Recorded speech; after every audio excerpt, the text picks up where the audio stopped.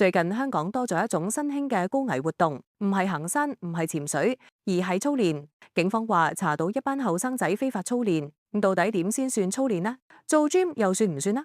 玩 war game 又係咪可以叫準備軍事行動？健身房要唔要申請國安牌照？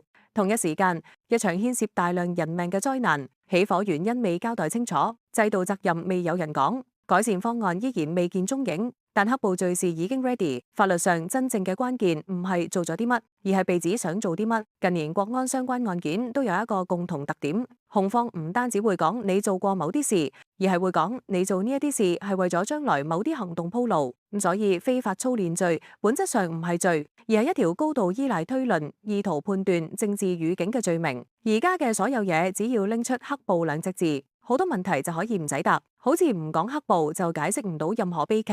其實香港嘅法律本身都寫明，我哋有接受教育嘅權利、集會自由、法結社自由、保障人權。自由被一啲模糊我哋有權參與文化生活，甚至變成濫捕嘅時候，我哋有言論、結社同集會嘅自由。